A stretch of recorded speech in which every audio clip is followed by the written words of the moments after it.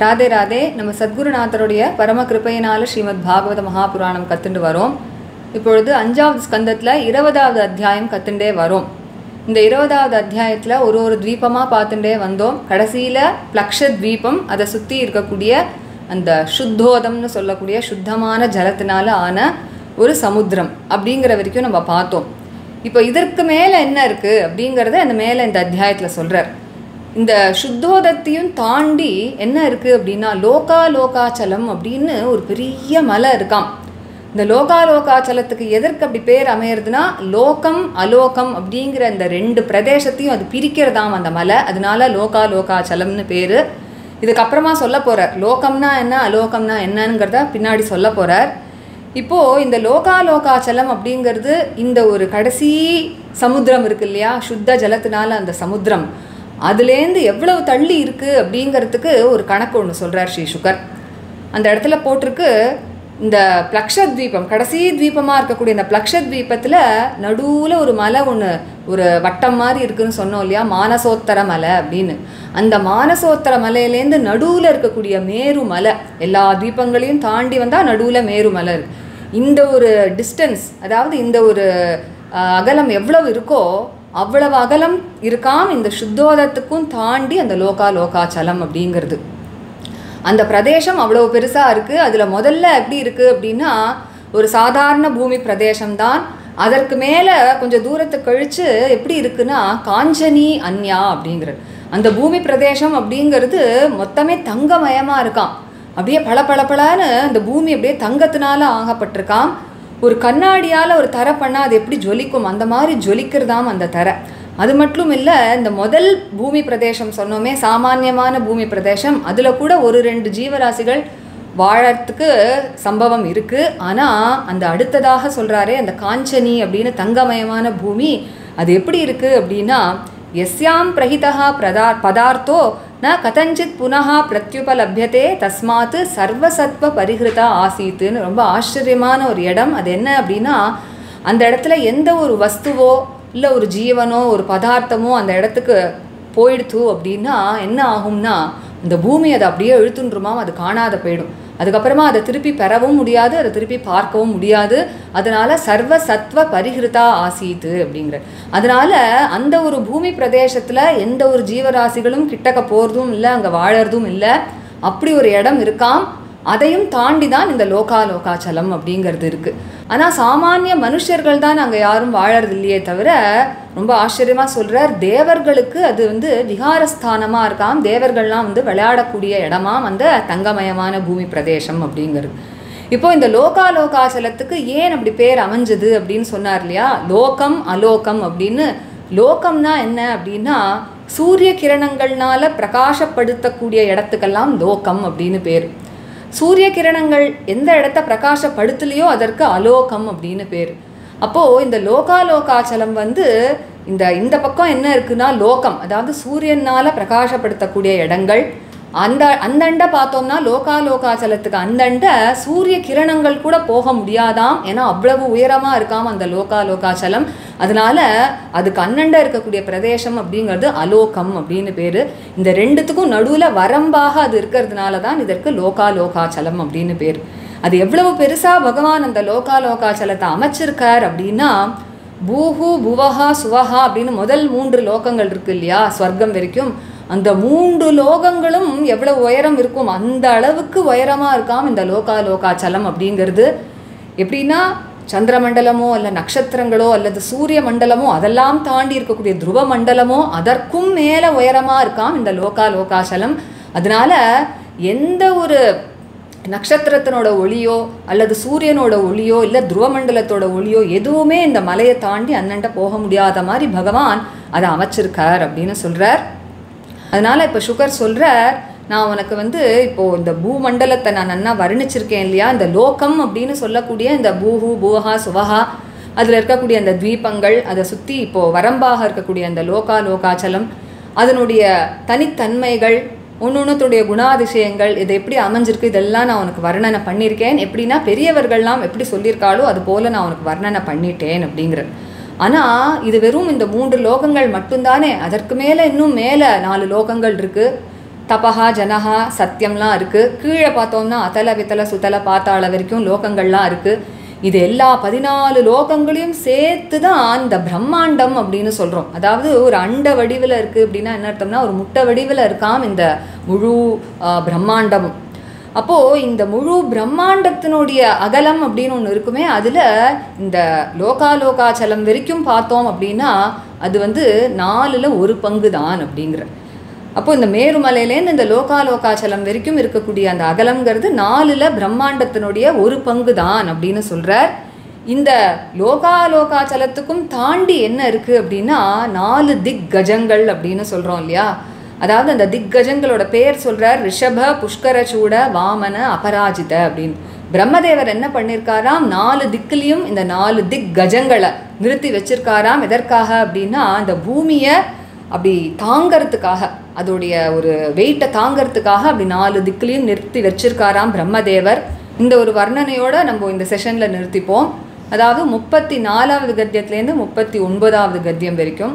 அதற்கு மேலே அடுத்த செஷனில் இந்த அத்தியாயத்தை பூர்த்தி பண்ண போகிறார். அதை மேலே நம்ம அடுத்த செஷனில் கற்றுக்கலாம். ராதே ராதே.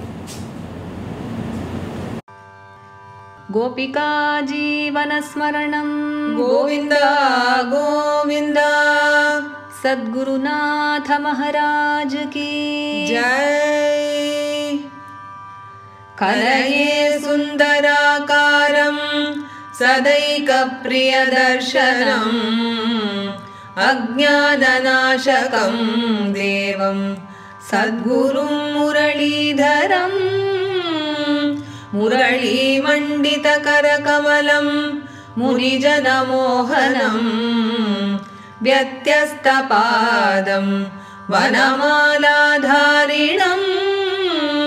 प्रेमभक्तमण्डलनित्यकीर्तितं श्रीप्रेमिकवरदम् आश्रयेऽहम्. जन्माद्यस्य यतोऽन्वयादितरतश्चार्थेष्वभिज्ञस्वराट् तेने ब्रह्महृदायादिकवये मुह्यन्ति यत्सूरयः. तेजो वारिमृदां यथा विनिमयो यत्र त्रिसर्गो मृषा धाम्ना स्वेन सदा निरस्तकुहकं सत्यं परं धीमहि. धर्मः प्रोज्झितकैतवोऽत्र परमो निर्मत्सराणां सतां वेद्यं वास्तवमत्र वस्तु शिवदं तापत्रयोन्मूलनं. श्रीमद्भागवते महामुनिकृते किं वा परैरीश्वरः सद्यो हृद्यवरुध्यतेऽत्र कृतिभिः शुश्रूषुभिस्तत्क्षणात्. निगमकल्पतरोर्गलितं फलं शुकमुखादमृतद्रवसंयुतं पिबत भागवतं रसमालयं. मुहुरहो रसिका भुवि भावुकाः यं प्रव्रजन्तमनुपेतमपेतकृत्यं द्वैपायनो विरहकातराजुहाव. पुत्रेति तन्मयतया तरवोऽभिनेदुः तं सर्वभूतहृदयं मुनिमानतोऽस्मि. यस्वानुभावमखिलश्रुतिसारमेकम् अध्यात्मदीपम् अतितितीर्षतां तमोऽन्धम्. संसारिणां करुणयाः पुराणगुह्यं तं व्याससूनुमुपयामि गुरुं मुनीनां. नारायणं नमस्कृत्य नरं चैव नरोत्तमं देवीं सरस्वतीं व्यासं ततो जयमुदीरयेत्. कृष्णाय वासुदेवाय देवकीनन्दनाय च नन्दगोपकुमाराय गोविन्दाय नमो नमः. कृष्णाय वासुदेवाय हरये परमात्मने प्रणतक्लेशनाशाय गोविन्दाय नमो नमः. नाम संकीर्तनं यस्य सर्वपापप्रणाशनं प्रणामो दुःखशमनः तं नमामि हरिं परम्। गोपिका जीवनस्मरणं गोविन्द गोविन्द सद्गुरुनाथ महाराज की जय। ऋषिरुवाच ऋषिरुवाच ततः परस्तात् लोकालोकनामाचलो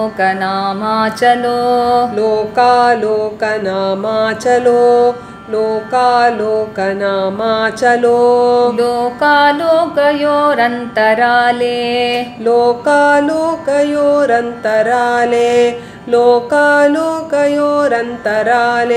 परित उपक्षिप्तः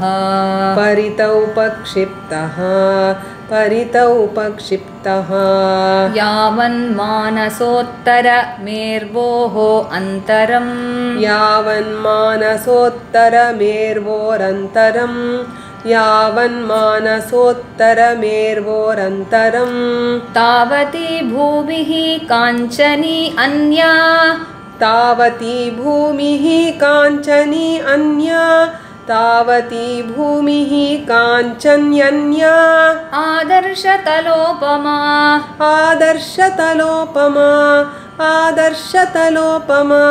यस्यां प्रहितः पदार्थो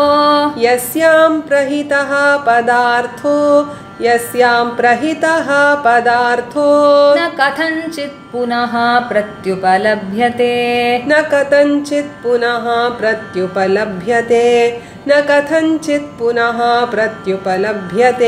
तस्मात् सर्वसत्त्वपरिहृता आसीत्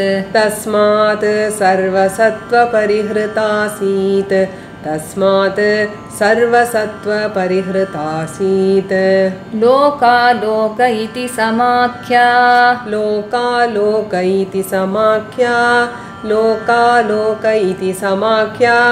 यद् अनेन अचलेन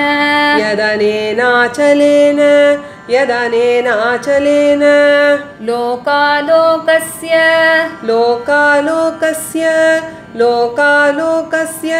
अन्तर्वर्तिनावस्थाप्यते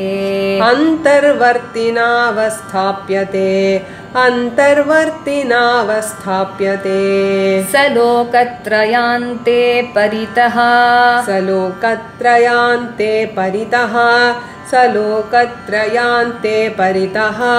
ईश्वरेण विहितो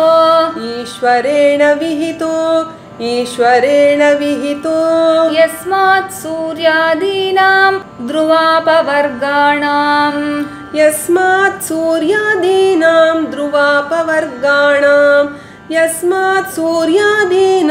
ध्रुवापवर्गाणां ज्योतिर्गणानां गभस्तयो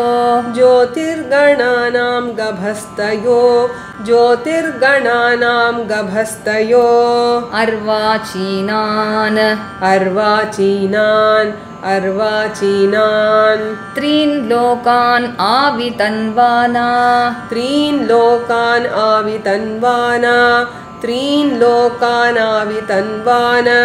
न कदाचित् पराचीना भवितुम् उत्सहन्ते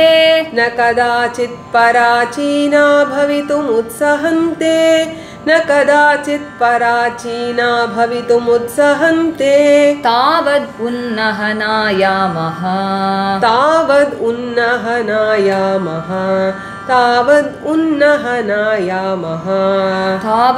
उन्नहन आयामः एतावान् लोकविन्यासो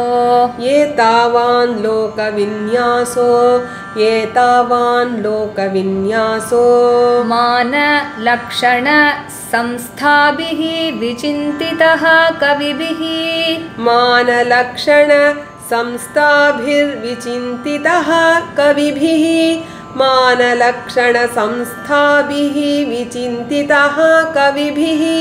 स तु 50 कोटिगणितस्य भूगोलस्य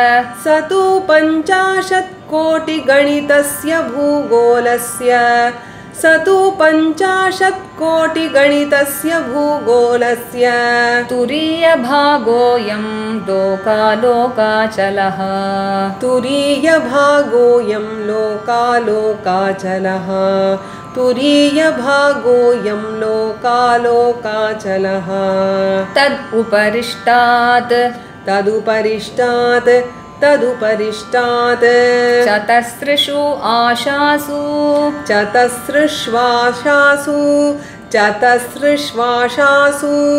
आत्मयोनिना अखिल जगद्गुरुणा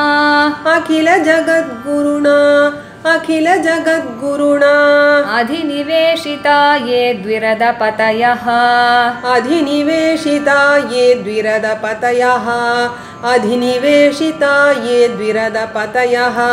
ऋषभः पुष्करचूडो वामनो अपराजित इति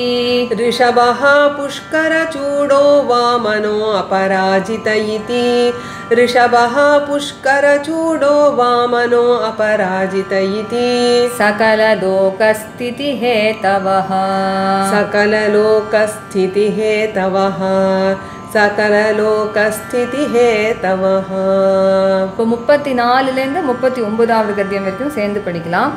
ऋषिरुवाच ततः परस्तात् लोकालोकनामाचलो लोकालोकयोरन्तराले परित उपक्षिप्तः यावन्मानसोत्तरमेर्वोरन्तरं तावती भूमिः काञ्चन्यन्या आदर्शतलोपमा यस्यां प्रहितः पदार्थो न कथञ्चित् पुनः प्रत्युपलभ्यते तस्मात् सर्वसत्त्वपरिहृता आसीत् लोकालोक इति समाख्या यदनेनाचलेन लोकालोकस्यान्तर्वर्तिनावस्थाप्यते स लोकत्रयान्ते परित ईश्वरेण विहितो यस्मात् सूर्यादीनां ध्रुवापवर्गाणां ज्योतिर्गणानां गभस्तयो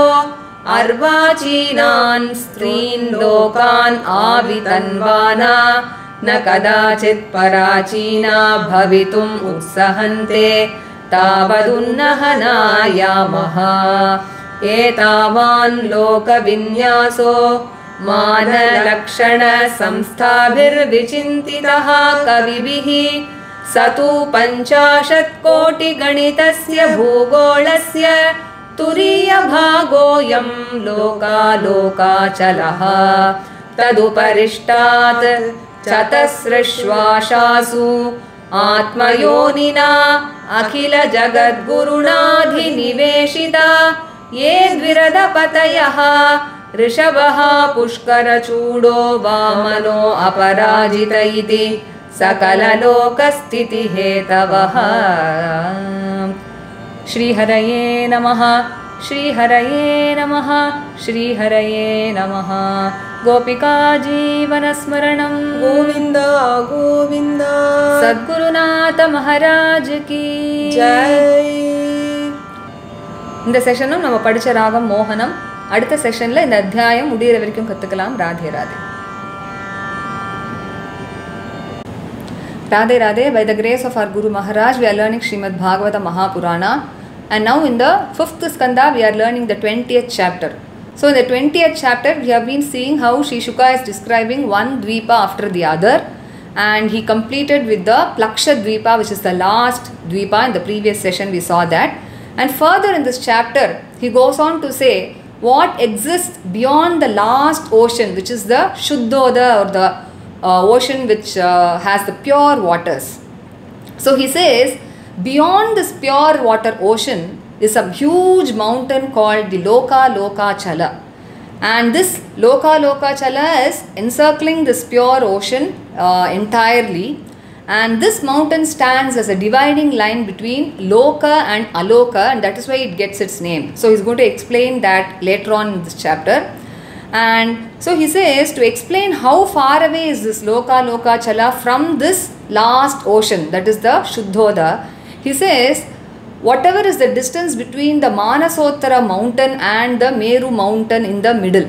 This Manasottara mountain we know exists in the Plakshadvipa, the last Dvipa, in the middle of the Plakshadvipa, like a ring, and the distance between this final Manasottara mountain and the Meru mountain in the center is the distance that exists beyond this Shuddhoda, the pure water ocean. There is a land like that beyond that ocean of the same extent.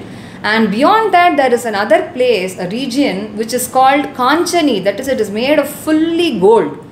It is so shining like a sheet of mirror, and that is a very special thing about this place. He says, Yasyam prahitaha padartho na katanchit punaha pratyupalabhyate tasmat sarvasattva parihrita asit. He says, whatever thing or object or person enters that region, it becomes completely absorbed into that region and you can never see it again or retrieve it again. And beyond this place, this golden place, lies the Loka Lokachala. So we can see that this is similar to a concept in science called the black hole, wherein we say that any object or thing or person that enters into this black hole can never be retrieved again and it is totally lost. So it is similar to that. Now we had said that beyond this Shuddhoda, there is first a normal region, an extent of land, and beyond that is this golden region, isn't it? So this first region is such that even there can be a few inhabitants. But the second region, which is full of gold, that is Kanchani, that place is such that it absorbs everything into itself, isn't it? So there is no inhabitant there and people do not ever even try to go there, and so it is completely devoid of any living beings there. Though there are no inhabitants there, this place becomes the place of sport for the devas or gods, because their bodies are not made of the material substance, isn't it? And this Loka Lokachala gets its name because it becomes a dividing line between the Loka and the Aloka, we had said. And what is Loka and Aloka? He says, Loka is the region which is lighted by the sun, and Aloka is the region where even sun rays cannot reach, and so it is a place which is not even lighted by the sun. So this mountain range is so huge and has been placed by the Almighty in such a way that it is beyond the three worlds in its extent, that is Bhuhu, Bhuvaha and Suvaha, that is until the heavens. And it is so high that the sun's rays or the moon's rays or the rays of the stars or even the light from the pole star can never reach beyond this mountain. So the region beyond this mountain is completely dark and no illuminaries can ever lighten up that place, and it is only the region within this Loka Lokachala is being lighted up by all the illuminaries, including the sun, moon, the stars and everything. And so this forms a boundary for the first three worlds, that is Bhuhu, Bhuvaha and Suvaha. And there are so many other worlds even above that, isn't it? So we have seen there is Janaha, Tapaha, Mahaha, Satyam, and all these worlds are higher than that. And there are also worlds below our Bhuloka like Atala, Vitala, Sutala till Patala. So what Sri Shuka says is that the extent of this entire Brahmanda is totally made of 50 crore yojanas. That is, this entire universe is in the form of an egg, the cosmic egg, which contains all the 14 worlds. And the extent of this Brahmanda is 50 crore yojanas, and this extent of the place between the Meru mountain and the Loka Lokachala, which comprises of all the 7 Dvipas, the Bhuhu, Bhuvaha and Swaha, the 3 worlds, is such that the extent of this is only 1/4 of this entire extent of the Brahmanda, which is 50 crore yojanas. And so it forms 1/4. And beyond this Loka Lokachala, there are 4 Diggajas or 4 elephants of the quarters. Lord Brahmadeva has placed these 4 elephants, which are named as Rishabha, Pushkarachuda, Vamana and Aparajita, in all the 4 directions in order to support the terrestrial globe, the Brahmanda. And so these are the 4 elephants which are maintaining the balance of the entire globe. So today in this session we learned from the 34th Gadya till the 39th Gadya until the description of this Loka Lokachala. So further in this chapter, Sri Shuka continues with some more of the description and concludes this chapter. So in the next session we shall conclude this chapter. Radhe Radhe.